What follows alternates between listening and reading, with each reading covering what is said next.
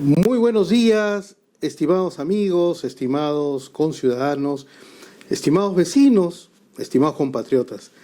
Un gusto nuevamente tenerlos con nosotros en su canal con mucha energía, en el cual no nos vamos a cansar de repetirlo. Queremos siempre traerles escenarios de soluciones de problemas que aquejan no solamente a la sociedad, sino tal vez en este caso, por ejemplo, a nuestro planeta, a nuestro hábitat. Y nosotros, comprendiendo que hay una problemática seria, digamos, de falta tal vez de recursos hídricos que nos puede traer unas consecuencias muy graves al final, por ejemplo, como un colateral de una crisis alimentaria, como un colateral de tener menos menos posibilidades de tener un confort respecto al consumo humano, respecto al tema del uso del agua, que tal vez a lo mejor nuestra industria, que también depende del agua, se vea perjudicada por ello, que tal vez las actividades agropecuarias, ¿no es cierto?, se vean afectadas porque no tuvimos la perspectiva, no tuvimos la posibilidad de poder avisorado, aunque hay muchos estudios al respecto, que involucran los colaterales que nos trae consigo el cambio climático, pero a lo mejor con decisiones inoportunas llegamos tarde y puede ser un problema para toda nuestra comunidad y todo el hábitat en general. Es que nos hemos propuesto encontrar a expertos que nos puedan hablar sobre la materia. En esta oportunidad nos acompañará la doctora Ada Arancibia. Ella es catedrática de la Universidad Nacional de Ingeniería, tiene un doctorado que ha sido obtenido en una universidad de Brasil. Ella ya nos va en su presentación nos va a explicar cómo llegó a poder interactuar en una realidad no tan distinta a nosotros, porque la vertiente oriental de nuestros ríos no conduce pues al Gran Amazonas y a otros tantos ríos que tiene Brasil, y entonces en Brasil seguramente son unos expertos en temas hidráulicos, así como la doctora Arancibia.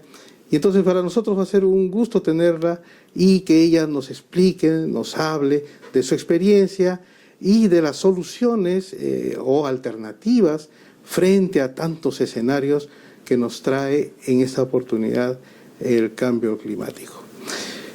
Con ustedes, por favor, y doctora, muy buenas noches, muy buenos días, perdón. La cámara para usted, para su presentación. Muy buenos días, muchas gracias, ingeniero, muchas gracias por la invitación y felicito desde ya su canal, esta iniciativa que nos acerca a todo el público que nos está viendo actualmente, ¿no? Bueno, yo soy de Huancayo, del centro del Perú, así que las lluvias y el agua no me son ajenos, ¿no? Sí, exacto. Y bueno, yo estudié en un colegio allá y luego estudié la carrera de Ingeniería Civil en la Universidad Nacional de Ingeniería. Y luego me interesé por el tema hidráulico, ¿no? Porque en un curso hablaron de los grandes proyectos que habían cambiado o configurado muchos países, y entre ellos hablaban de la Autoridad del Valle del Tennessee, ¿no? Donde con este proyecto lograron construir como 21 presas en el río Tennessee y controlaron las inundaciones del Tennessee, ¿no?, en Estados Unidos. Entonces yo dije, no, yo soy de Huancayo, así que vamos a hacer la autoridad del Valle del Mantaro. Esa era mi inquietud inicial. Su inquietud, ¿no?, de cuando estaba en el colegio. No, cuando estaba en la universidad. Ya estaba en la universidad. Sí. Y luego de ahí empecé, bueno, me interesaron mucho los temas de planificación de recursos hídricos. Y llegué a hacer mi maestría. Estuve estudiando unos cursos de la maestría de hidráulica en la universidad, y luego viajé a Holanda, Países Bajos, a hacer la maestría en gestión de recursos hídricos y saneamiento ambiental, ¿no? Estuve 2 años por allá por Países Bajos, en Delft, y conocí muchos colegas de todas partes del mundo, un ambiente muy interesante porque no solamente aprendía de la parte de la gestión de los recursos hídricos de Holanda, ¿no? Esas maravillas que han hecho con los trabajos deltas, ¿no? Sino también las diferentes culturas de diferentes países de China, Bangladesh, Malawi, Surinam, ¿no? Países que yo no tenía muy en mente que existían y cuáles eran sus límites y dónde estaban, ¿no? Y todos concurren a esas universidades de mucho prestigio porque la especialización de hidráulica es bastante, digamos, distinguida en ellas. Claro, sí, ¿no? En Delft, que es un pueblo, una ciudad que está entre Ámsterdam y Rotterdam, ¿no? Disculpe, entre Ámsterdam, no, está entre Rotterdam y La Haya, ¿no? Sí. Y ahí confluían muchos estudiantes de diferentes partes del mundo. Lo particular aquí era una delegación de chinos que eran como 15 o más, que venían del Ministerio de Recursos Hídricos de China, ¿no? Y bueno, después de terminar la carrera, la maestría, ya regresé a Perú, estuve trabajando en consultorías y luego dije, no, tengo que hacer el doctorado. Y llegué a hacer el doctorado en Brasil, en la Universidad Federal de Río Grande do Sul, que está en la ciudad de Porto Alegre, que es el estado que está más al sur de Brasil, ¿no? Que limita con Argentina, Uruguay. Donde hay un bolsón de agua dulce, increíble, ¿no? Sí, tenemos ahí el lago Guaíba y la lagoa dos Patos, ¿no? Que dicho sea de paso, este año en mayo tuvieron muy fuertes inundaciones. El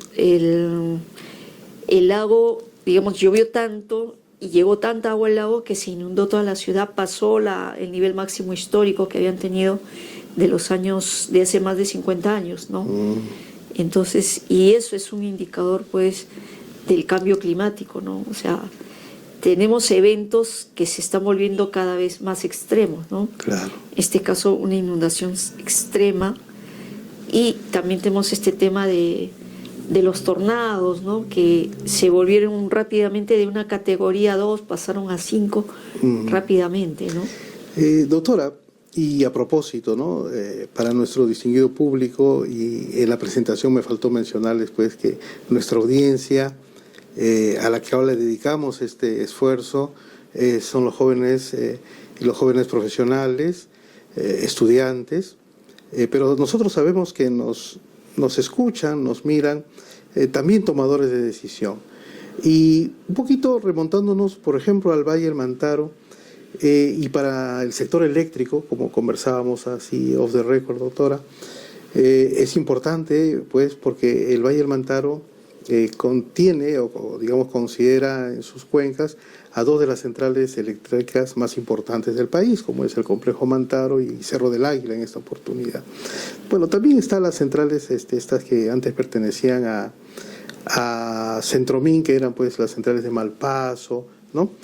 Pero en particular lo que no queremos que suceda en nuestro país, en el sector eléctrico, es atravesar tal vez un problema de sequía y el cambio climático, que podemos hablar de ello más adelante un poquito, ¿no? Porque quiero que usted nos explique su visión de lo que es el cambio climático, ¿no? Claro, afecta bastante las condiciones de gestión hídrica, y entonces, pero lo que no queremos es también entrar en una crisis, como por ejemplo ha sucedido en Ecuador, ¿no? Porque en estos momentos se está viendo bastante, digamos, en los niveles de escorrentías están muy disminuidos, y Ecuador está teniendo déficit eléctrico, ¿no? Y porque dentro de sus ríos más importantes han estado también sus centrales más importantes, y entonces al tener, digamos, una sola cuenca con problemas, bueno, es evidente son evidentes las consecuencias. Perú tiene otras cuencas, pero no tan, y una de las más importantes es el del Valle. Coméntenos, doctora, esa visión, entonces, de lo que puede suceder en el Perú frente a una crisis como el de una sequía, ¿no? Claro, para eso es muy importante lo que tenemos nosotros, digamos, la matriz eléctrica, ¿no? O sea, tenemos la matriz energética, pero tenemos la matriz eléctrica, que tenemos el gas natural, las hidroeléctricas, las térmicas y ahora las solares y eólicas, ¿no? Y bueno, desde este punto de vista, digamos, es muy importante las hidroeléctricas, que se complementan con las otras, ¿no? Pero para que las hidroeléctricas funcionen, se necesita agua, ¿no? Y, digamos, sabemos que nosotros tenemos que atravesar épocas de estiaje y avenida, ¿no? Donde, debido al cambio climático, o sea, partamos del principio de que la cantidad de agua que hay en el planeta es única. No va a venir más agua de otro planeta, ¿no? No por el momento, ¿ok? Entonces, con el cambio climático, lo que está ocurriendo es que todos los patrones de lluvia que ocurrían antes, ¿no?, están cambiando. Entonces, lo que antes nosotros podíamos predecir aplicando series temporales, etcétera, para decir, bueno, en el futuro el caudal o la precipitación media es tal, ¿no? Eso está cambiando. Y lo que, digamos, como la cantidad de agua total es la misma, entonces, si llueve más en una época, en otra época tiene que llover menos, porque al final la cuenta tiene que salir la misma, ¿no? Entonces tenemos picos de lluvia fuertes, periodos fuertes, y tenemos periodos más extensos de sequía, para que al final la cantidad de agua sea la misma. Entonces, ¿qué es lo que tenemos que hacer, no? ¿Qué es lo que hacemos nosotros con los ríos? Cuando tenemos mucha agua, ¿no?, la almacenamos para poder utilizarla cuando no viene agua por el río y cubrimos las épocas de sequía, ¿no?, o estiaje. Entonces, acá hay un elemento muy importante que nos va a ayudar, que son los reservorios, donde podemos almacenar, ¿no? Sabemos que la energía se almacena mucho mejor en reservorios que en baterías, ¿no? Entonces, y esa es otra de las ventajas de las hidroeléctricas versus a la eólica, que no las puedes almacenar, o la solar, que tampoco la puedes almacenar muy fácilmente, ¿no? Digamos, en comparación.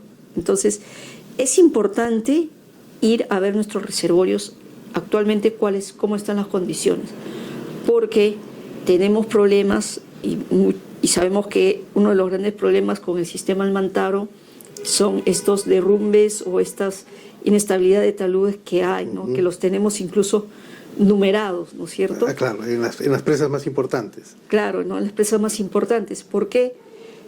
Porque al caerse estos taludes, ¿a dónde va toda esa tierra que cae? Al reservorio. Y si cae al reservorio, pierde su capacidad de almacenamiento, ¿no?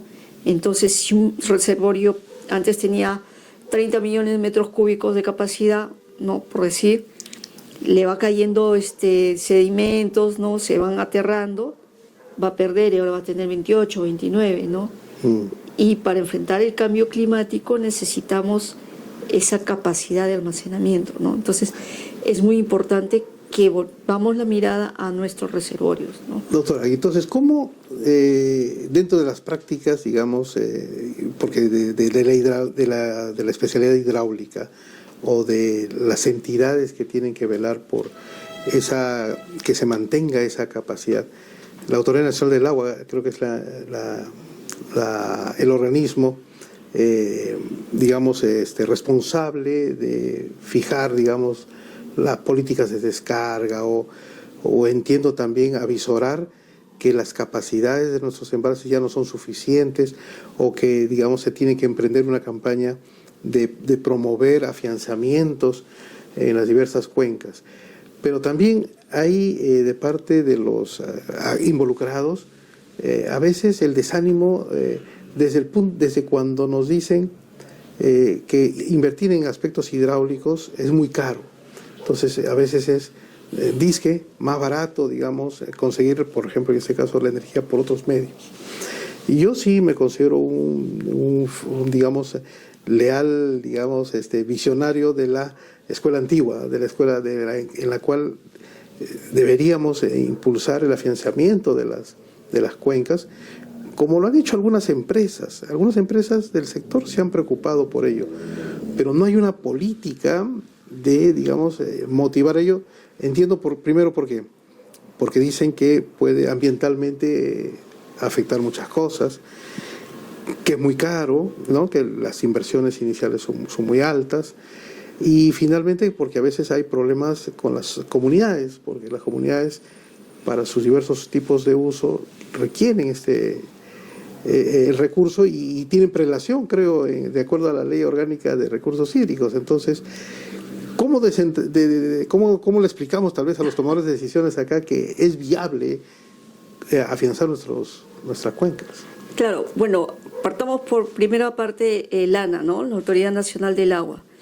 Es la entidad rectora de lo que es la gestión de los recursos hídricos y digamos que es la que promueve el uso eficiente de los recursos hídricos.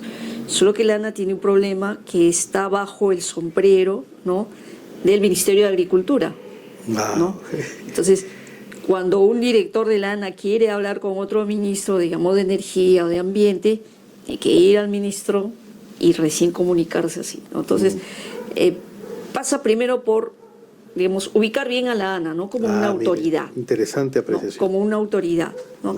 Ha habido ahorita cierta, digamos, reforma para la ANA, entre comillas, pero siempre estando bajo el ministerio. Entonces, no es una reforma tal. No hay una autonomía clara ahí. Exacto. No hay una, o sea, la ANA debería estar, pues, bajo la presidencia del Ministerio de la Presidencia, ¿no?, ser tipo SUNAD, una superintendencia, como al nivel de una superintendencia, ¿no? Okay. Y con un director, pues, que también sea de carrera, que esté 5 años y que no lo estén cambiando cada rato, ¿no? Bueno, cosa que está sucediendo muy habitual. Esa es una parte, ¿no? Ahora, y desde ahí la ANA ya podría tener un rol más preponderante, ¿no? Por otro lado, ¿no?, si bien digamos, la coordinación que se tiene que hacer con COES para que vayan operando los reservorios, si bien es cierto, la operación de reservorios debe ser reportada a ANA y ANA va a empezar a hacer los cálculos y estimados si hay agua o no hay agua, puedes soltar o no puedes soltar, igual tiene que coordinar con COES, ¿no? Y no hay esa coordinación. Claro, porque se pierde debido a que no hay ese canal de comunicación directo, ¿no? Pero sí es importante. Ahora, ¿por qué se debe, digamos, apostar por las regulaciones, ¿no? Los afianzamientos hídricos, ¿no? Porque va a salir más caro después, ¿no? Va a salir más caro después. Digamos, el gas natural no es eterno, ¿no?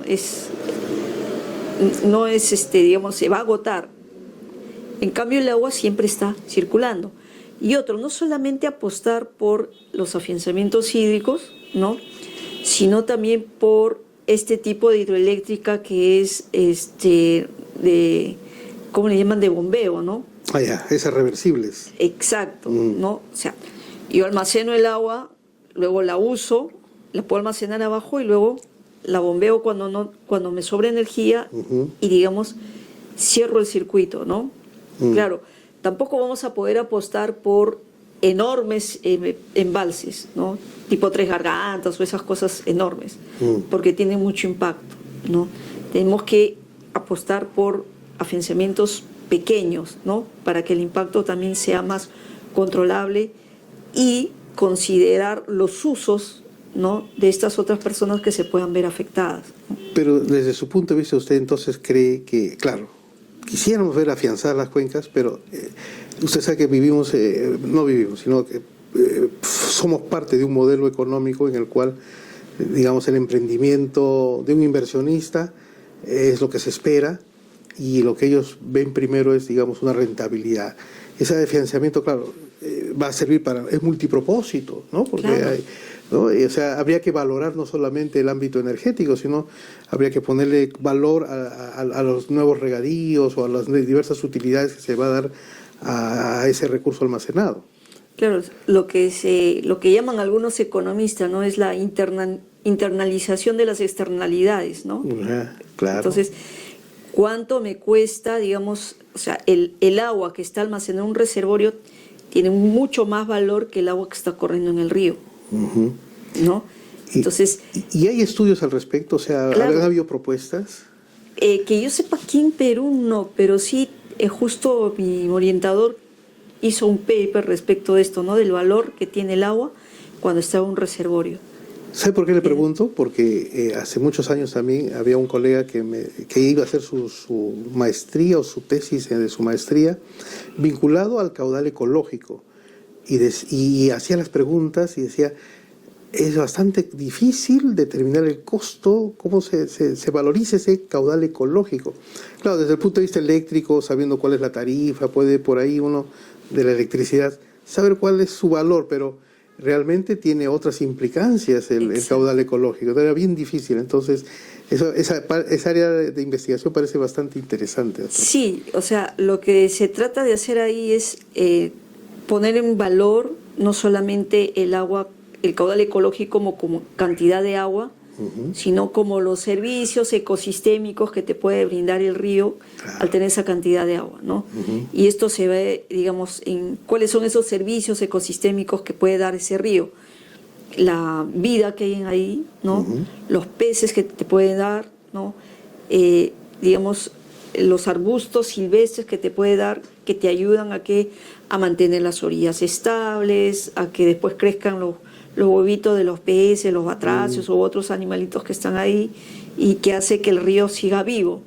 ¿Y eso cómo te ayuda a ti? Bueno, a la pesca, te da árboles, te da arbustos que tú puedes vender y comercializar, ¿no? De una forma de vida, transporte, etcétera, ¿no? Entonces, a eso yo le llamo internalizar las externalidades, ¿no? Entonces, meter en el paquete de análisis económico todos estos aspectos. O sea, allí hay una tarea pendiente. Claro. Qué bien. Bueno, entonces hay muchas cosas por hacer. O sea, no todo está, digamos, como les digo, consumado, como para decir, el uso del agua ya no debe ser, digamos, por lo menos en el sector eléctrico, ya no deben estar pensando en el uso del agua, ¿no? Sino en las otras tecnologías. Yo creo que estamos partiendo, digamos, de algo más mercantilizado que de algo más científico ingenieril. Sí, ¿no? Claro. No, y aparte que, o sea, lo que aprendimos en su clase, porque solamente para un dato no curioso, yo asistí a una de las clases de aquí del ingeniero sobre sistemas eléctricos, ¿no? Donde explicaba muy bien, ¿no? O sea, cuál es la diferencia entre las renovables, que también se les llamamos, digamos, las de nueva generación, que son no convencionales, que son intermitentes, ¿no? Entonces, porque mucha gente dice, no, sí, que lo renovable, la eólica, la solar, ¿no? Pero no es posible que todo sea solo solar y eólico, ¿no? Tenemos que convivir con la hidro y la termo, porque las otras son intermitentes, ¿no? Tienen sus desventajas. Y tienen muchas desventajas, ¿no? Tiene muchas desventajas. Y mire lo que usted acaba de decir, yo sé que vamos a hablar más de su especialidad ahorita, pero solo para referir a nuestra audiencia, lo que sucede en Ecuador, y esto yo lo sé de una mano casi oficiosa, pero que Ecuador iba a emprender hace muchos años atrás, era de que iban a subastar una capacidad térmica, o sea, ellos estaban interesados en querer incorporar a su matriz centrales que operen con gas natural, porque sabían que el respaldo más seguro, el respaldo más eficiente, más confiable frente a una gran sequía son las centrales térmicas, ¿no? Entonces, pero apostaron ellos por un porcentaje mayor de hidraulicidad y no hicieron prosperar esa subasta térmica que les hubiese sido tan importante en esta sequía que han tenido. Gracias, doctora. Ahora, con relación al tema ya del recurso hídrico, pero en nuestra vertiente oriental, porque tenemos dos vertientes, ¿no? La occidental, oriental. Perú es un país maravilloso, hay muchos proyectos, pero un poco desliguémonos de la parte eléctrica. Entremos, por ejemplo, a la problemática del Amazonas. La economía de toda la selva, de muchas partes de nuestra selva, de nuestra Amazonía, dependen de los ríos, ¿no? Y en esta oportunidad ya nos ha dado un mensaje, ¿no? Parece que es esta sequía una de las más importantes después de 40 años, o creo que más. Y entonces, porque también la sequía proviene también de los aspectos de deforestación, si no tengo mal entendido. O esto de lo que ha sucedido en el Amazonas es un fenómeno bastante especial. ¿Qué puede decirnos de eso? Bueno, es un fenómeno atípico, ¿no? O sea, no es usual, Sabemos que el río Amazonas pues puede variar entre 12 y 14 metros, ¿no? Pero ahora está mucho más bajo Sí, que sus pues. mínimas históricas, ¿no? Y bueno, esto proviene, digamos, de todo el, digamos que todo el sistema climático de la Tierra se está acomodando, ¿no? Entonces, hay una sequía prolongada y, digamos, el tema de que hayamos perdido cierta cantidad de hectáreas de bosques, ¿no? Debido a los incendios y a la deforestación, hace que se pierda el equilibrio de nosotros tenemos precipitación, ¿no? Y que hacen los árboles, ¿no? Y muchos arbustos retienen el agua en las hojitas, ¿no? Y luego también hace que se infiltren y digamos como que cierran un ciclo ahí local, ¿no? Un ecosistema. Sí, un ecosistema local, ¿no? Pero, digamos, ese equilibrio se ha ido rompiendo y es algo preocupante, ¿no? El doctor Rockström sí es un profesor fue mi profesor allá en Holanda, en Delft. No, él ha hecho un análisis respecto de los puntos de inflexión respecto al cambio climático, en los cuales o cambiamos o, digamos, vamos a un supercalentamiento global irreversible, ¿no? Y uno de los aspectos que se debe cuidar justamente es el tema del Amazonas. Toda la vertiente del Amazonas ya se ha llegado a un punto en que antes el Amazonas, digamos, capturaba el dióxido de carbono, ¿no? Que iba emitiendo en todas partes y siempre se le llamaba el pulmón, ¿no? Pero ya perdió esa capacidad. Ya no está absorbiendo tanto carbono como antes. Entonces, viene a ser todo un efecto que se deriva del cambio climático, ¿no? Pero, digamos, influenciado tal vez por malas prácticas, pues, ¿no? Porque hay una deforestación. Claro, y si eso va aumentando, es uno, digamos, me parece que son 8 factores que se tienen que tener en cuenta a nivel global para, digamos, evitar que se sobrepase el límite, ¿no? Tengo entendido que se ha fijado que el límite de calentamiento que podríamos nosotros de alguna manera hacer reversible es 2 grados, ¿no? Y estamos llegando a 1.5 grados ya al momento. Entonces, y el Amazonas es una parte importante, por lo cual, digamos, desde nuestra parte, de nuestra parte del país, nosotros debemos controlar, ¿no? Mejorar el tema de los bosques en la parte del Amazonas, ¿no? Y todas las políticas deberían fijarse o, digamos, alinearse en ese sentido, ¿no? De conservar nuestros bosques, porque el impacto tenemos la deforestación, digamos, unos 100, 150 años se va a convertir en una sabana, o sea, se van a perder los bosques, se va a perder la forma de vida ahí y se va a tener que la gente emigrar a otro lado, ¿no? Sí. A propósito de ello, por ejemplo, oficialmente en Chile, por las noticias, ¿no? Uno se entera, hay regiones en Chile que ya están declaradas oficialmente desiertas. Antes seguramente tenían cierta posibilidad de contar con cierta flora, fauna, pero ahora están totalmente desiertas. Y eso del cambio climático, como usted antes lo mencionó, puede llegar también a tener efectos de inundación en otros lugares. Estos lugares donde no están, digamos, con tanta vegetación, luego se inundan, se tropicalizan y bueno, estamos en un proceso de adaptación también. Pero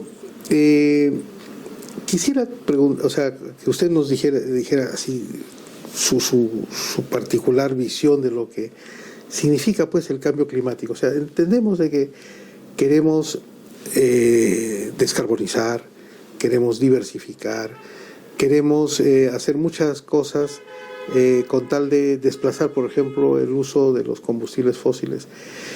Pero hasta donde yo entendía, el cambio climático, o sea, el tema de las toneladas de CO2 es fácilmente medible, pero tenemos al mar que está acidificado totalmente, ¿no? Y eso está matando, digamos, los microorganismos que están dentro del mar.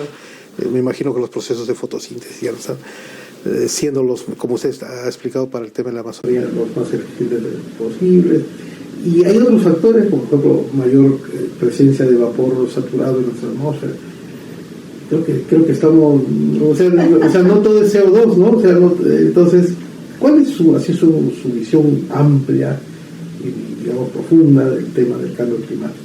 A ver, primero, digamos, para los que no están familiarizados con el tema del cambio climático, el cambio climático es el cambio, digamos, del clima. ¿Qué es el clima? El clima es una condición permanente, digamos, de temperatura en 30 años, ¿no? O sea, el promedio de la temperatura de la Tierra del año 1950 al 2000, ¿no? O 1980, es la temperatura total, digamos que es, no recuerdo bien, pero digamos que sea 20 grados, ¿no? Si yo comparo este periodo de tiempo de 30 años con futuros 30 años... Una ventana móvil grandota. Claro, ¿no? Móvil grandota, entonces hay más un grado, ¿no? No quiere decir que la temperatura hoy día es 28 y de aquí a 20 años va a ser 29, no, sino es el promedio de una temporada, ¿no? Este promedio está subiendo, ¿no? Ahora, ¿y por qué se presenta este calentamiento de la atmósfera?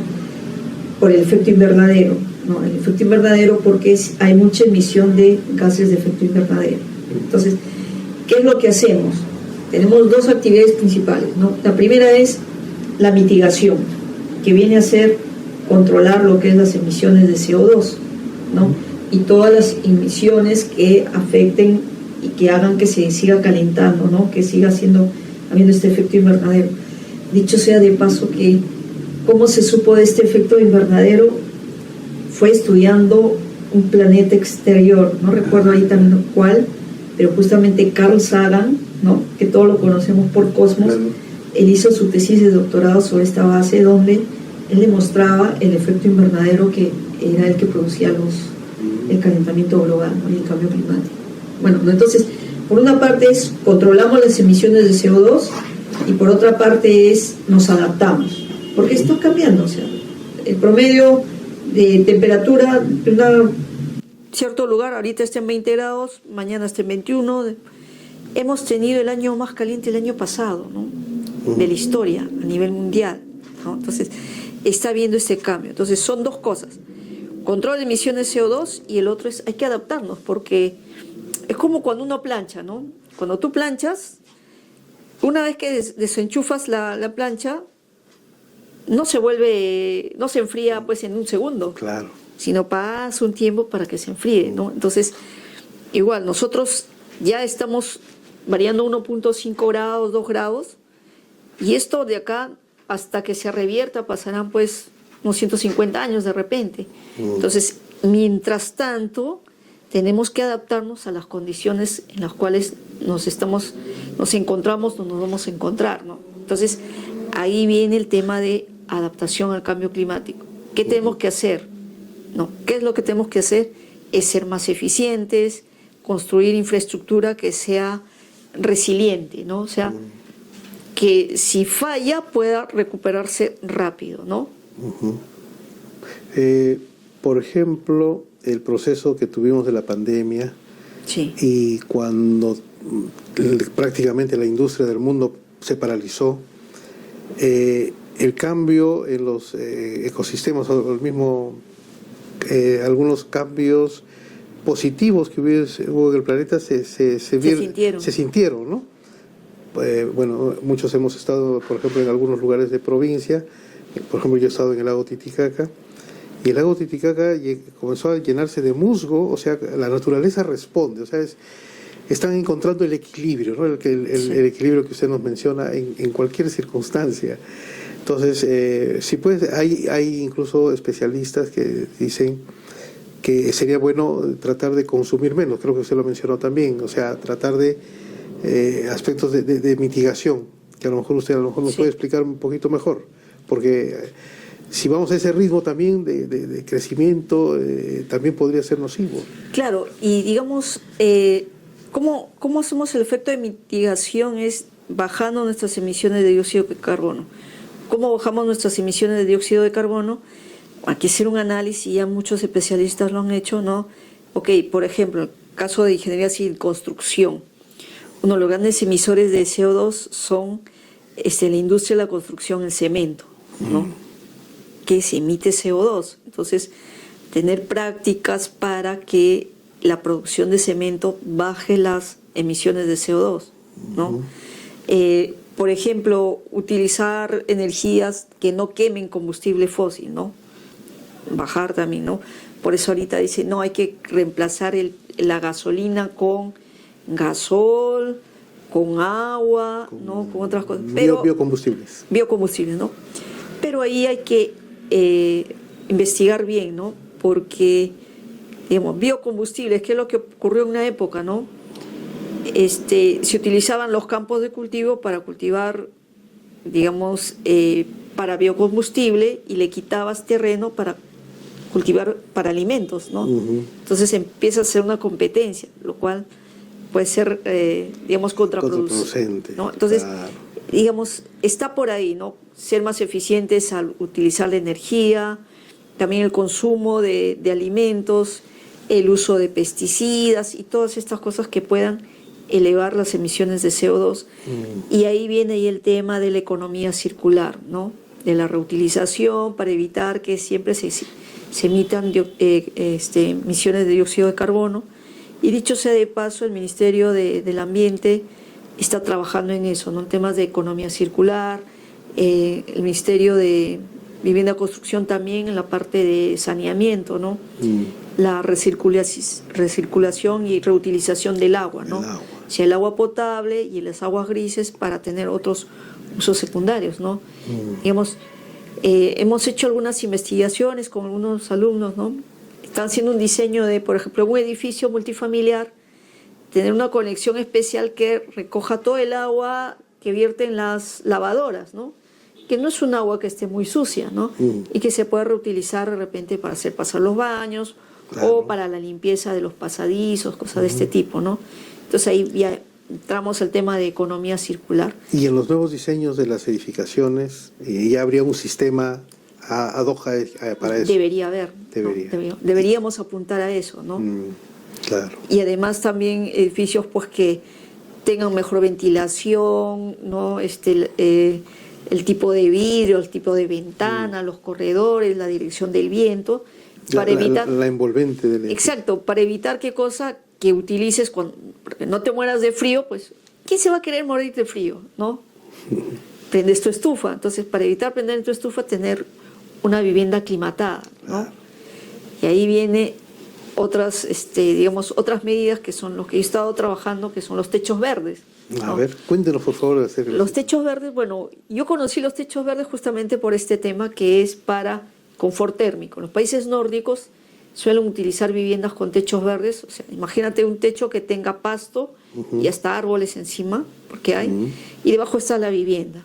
Entonces, el sustrato, donde crece esta vegetación, se ha descubierto que se acondiciona, ¿no? Las plantas crean como su propio entorno, que cuando la temperatura es muy baja, se calienta. Y cuando la temperatura es muy alta, se enfría. Entonces, si tú pones el techo encima de este sustrato y la planta, te va a empezar a dar confort térmico, ¿no? O sea, ellas son como los aires acondicionados, como el natural. La climatización natural. Exacto, pero claro, no es de 5 o 10 grados, ¿no? Es 1 grado, 2 grados, ¿no? Claro. Pero digamos, ayuda, ¿no? Entonces, pero además estos techos verdes tienen, digamos, un plus, que cuando llueve captan el agua y evitan que corra mucha agua y haya inundaciones también, ¿no? Hay estudios en Nueva York que hicieron un modelamiento donde si toda la ciudad de Nueva York, o bueno, cierta parte de Nueva York tuviera techos verdes, se reduciría el nivel de agua que podría inundar en 10%. Okay. ¿No? Nosotros hemos hecho en el Laboratorio Nacional de Hidráulica de la UNI un modelo físico, ¿no? Escala de un techo, hemos puesto un techo verde y una calamina, hemos simulado una lluvia, porque aquí en Lima como no llueve, ¿no? Y hemos visto la diferencia que hay entre una calamina y el techo verde, ¿no? Que más o menos está en este rango de 11, 12%, ¿no? Ah, mire, qué interesante. Y esas son medidas, digamos, que te ayudan a mitigar porque vas a bajar tus emisiones de CO2 por energía, pero también te estás adaptando porque si llueve más, con esto de aquí evitas que de repente tengas muchos niveles altos de, digamos, de inundación, ¿no? Y esas son las medidas de mitigación. Sí, pues. Digo, de adaptación. De adaptación. Mire, qué interesante. Y lo más, que le puedo decir, relevante de nuestra Sudamérica en general, o de los países que no somos septentrionales, sino tal vez somos del hemisferio sur, es que tenemos un clima muy favorable, ¿no? No tenemos, ¿no?, los deltas grandes que existen entre una mínima y una máxima temperatura como hay en los países del hemisferio norte, ¿no? Entonces, claro. Pero mire cómo ahora estamos aprendiendo que muchas cosas de la ingeniería civil y de la hidráulica pueden ayudar a encontrar medidas de adaptación o mitigación al tema del cambio climático. Doctora, gracias de verdad por haber estado con nosotros. Tal vez yo recojo un aspecto bastante importante, es decir, hay que afianzar las cuencas, hay que pensar en el futuro. Lo venimos diciendo muchos académicos, pero a veces son ya decisiones, toda decisión es política, siempre lo decimos, pero el político tiene que tener clara esa visión de que los ciudadanos de este país, sobre todo las ciudades costeras, necesitan agua, ¿no? Y en algunas oportunidades, y gracias a la invitación que usted me hizo en alguna oportunidad a un foro, aprendí de especialistas también de que tenemos que pensar también en los trasvases, ¿no? En los trasvases han habido hace muchos años, desde los años 70, creo 80, perfiles que nos decían, oye, tienes que hacer trasvase acá, trasvase allá. En Olmos he hecho un trasvase, creo que no completamente para estas grandes irrigaciones, pero yo creo que en sus palabras finales a lo mejor usted nos puede enfocar unos últimos detalles de qué significa un trasvase, qué involucra y, digamos, la imperiosa necesidad de que debemos contar con ellos y a lo mejor pronto. Y también pedirle, por favor, tal vez en una ya de las últimas intervenciones, una reflexión final respecto al tema de la gestión de los recursos hídricos, que, digamos, debe involucrar digamos, a los actores privados, al Estado, a las instituciones académicas como nuestra universidad y otras también, y tal vez a alguna otra organismo que usted seguramente por su especialización sabe mejor que yo estos temas. Doctora. Sí, bueno, respecto a los trasvases, digamos que es casi uno de los últimos recursos que se debe usar cuando uno gestiona una cuenca. Digamos, lo primero que se hace es utilizar el agua del río, después se echa mano al agua subterránea, los reservorios, y ya cuando se agotan los recursos de una cuenca se suelen utilizar los trasvases, ¿no? Que es un trasvase, ¿no? De un vaso a otro vaso, ¿no? Entonces tengo yo un vaso que es en el Pacífico, una cuenca que tenemos poca agua, versus la del Atlántico, que tenemos mucha más cantidad de agua y hay menos demandas de agua, ¿no? Entonces, sí, los trasvases son importantes porque como no lo mencioné de repente, pero una de las formas de mitigar los efectos del cambio climático, los impactos que se va a tener en la disponibilidad de los recursos hídricos es buscar más fuentes de agua, ¿no? Y una de estas otras formas una forma de buscar más agua es viendo agua de otra cuenca, pasarla a mi cuenca, pero teniendo en consideración que no le puedo quitar mucha agua a la otra cuenca, ¿no? Porque también tiene vida, ¿no? Y si recordamos que la cuenca del Atlántico, digamos, el Amazonas ahorita está en niveles bajos, ¿cómo podrían estos trasvases también impactar en esas épocas de sequía, ¿no? ¿Qué tanto podrían impactar, ¿no? O sea, siempre con cuidado, ¿no? Y respecto a la reflexión sobre la gestión de los recursos hídricos, empresa privada, digamos, las entidades del gobierno, todas las instituciones, el agua es vida, ¿no? Entonces, no es que el agua es vida porque sea un eslogan o porque quiere mantenerse sano, sino porque es real, ¿no? O sea, sin aire podemos vivir que 3 segundos, sin agua 3 días, ¿no? Entonces, es vital. Imagínense ustedes, al menos los que han vivido en Lima, 2017, marzo, cuando hubo un huaico y Sedapal no podía tomar agua, ¿no? 3 días sin agua, ¿cómo se siente? Es difícil, ¿no? Entonces, no solamente para tomar, para bañarte, para preparar tus alimentos, ¿no? Y la industria también la necesita el agua. La industria, enfocarse más en, digamos, la recirculación del recurso, las entidades del gobierno que toman las decisiones, implementar políticas de incentivos para el ahorro del agua y el uso eficiente de estos recursos hídricos. Y desde la academia nosotros aportando con estas investigaciones sobre 2 aspectos importantes, ¿no? Cambio climático, los modelos son globales y estos modelos se hacen en el extranjero, ¿no? Tenemos que generar más conocimiento local. Senami está haciendo muchos esfuerzos, están haciendo muchas publicaciones.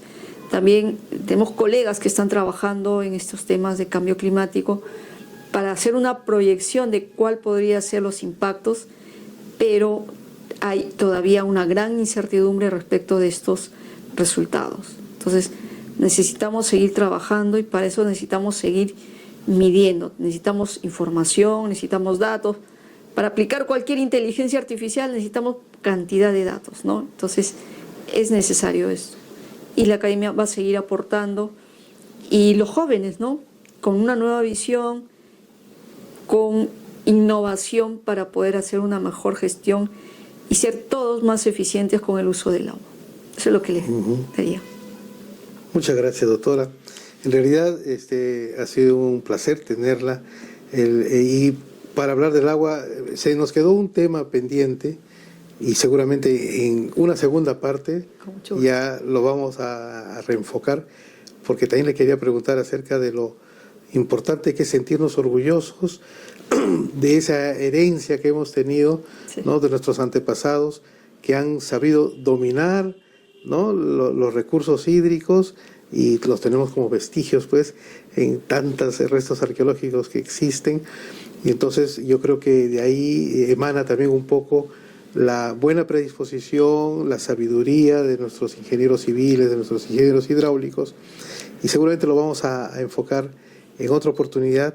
Le queremos agradecer y por su participación en esta valiosa entrevista, y a toda nuestra audiencia les agradecemos también el habernos acompañado hasta esta 9ª edición, ¿no? En su canal Con Mucha Energía, que ya va sumando cada vez más suscriptores, y así como personas como la doctora Ada Arancibia, personas comunes como nosotros, personas de a pie, tenemos que seguir esforzándonos por tratar de lograr hacer entender, en este caso, llevar, digamos, alguna voz de conocimiento a las personas que tienen que tomar decisiones, y también, de por qué no, ilustrarnos para que los chicos, para que los jóvenes, los nuevos futuros profesionales peruanos, comiencen a desarrollar ingeniería en el Perú, ¿no?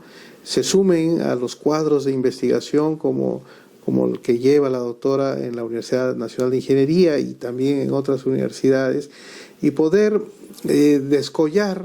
Somos buenos ingenieros, solamente que hay que creérnoslo, ¿no? Y entonces poder así, digamos, contribuir con el desarrollo de nuestra sociedad. Muchas gracias a todos. No se olviden de suscribirse y marcar la campanita, ¿no? Para poder ser más. Y todos juntos, con mucha energía, nos despedimos hasta una próxima oportunidad. Muchas gracias. Hasta luego.